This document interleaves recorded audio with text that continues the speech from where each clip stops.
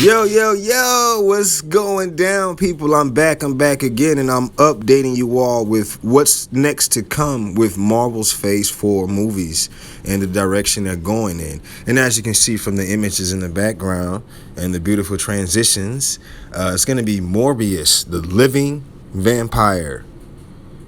Let's start it off a little bit with the character bio. In the MCU, on the movies, Morbius is going to be played by Jared Leto.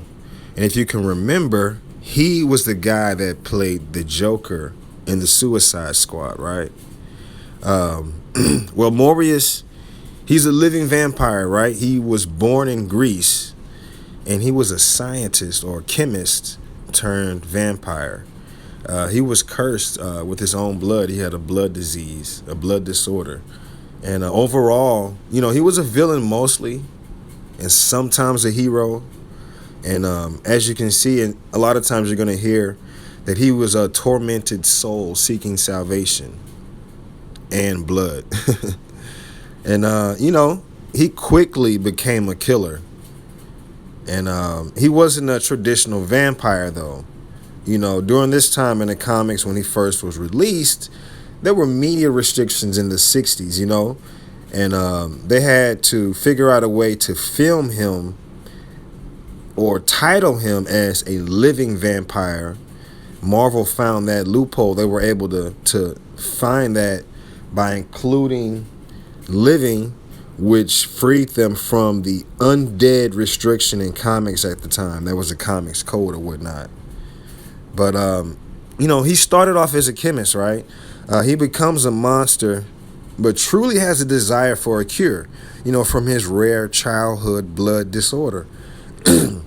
He became a Spider-Man villain, as a chemist, but by combining the biochemistry of vampire bats and shock therapy, he eventually discovered a cure.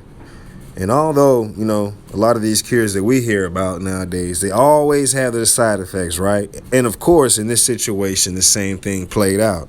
It altered his appearance, and he also resembled a bat, or what most would define as a vampire. And,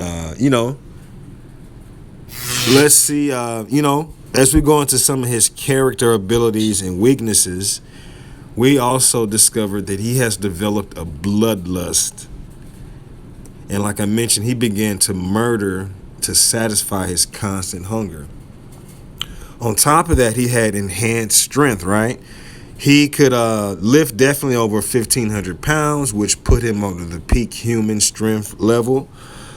He possessed enhanced speed, which included enhanced agility, reflexes, and senses. So that was sight, hearing, smell, and taste. All of that got enhanced, He also had an incredible healing factor, not like Wolverine or Deadpool, but he could basically heal from everything, including bullet wounds. So you could light him up, and eventually those wounds would close and he would heal. And of course, according to traditional vampire abilities, he had the power to hypnotize. So he was skilled in hypnotism. On top of sharp fangs and claws, if you can imagine his fingers being like eagle talons, right? So you really don't want to get caught by those. He had the ability of flight, or what Marvel would like to coin the term of gliding, because he had hollow bones. But we can go ahead and say he had flight ability, And for a non-traditional vampire, he could resist sun temporarily, also including garlic and holy water, right?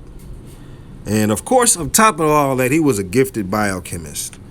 And his really biggest weakness was his own thoughts that he battled with over murdering to satisfy his own bloodlust, which turned him into a mindless, bloodthirsty beast.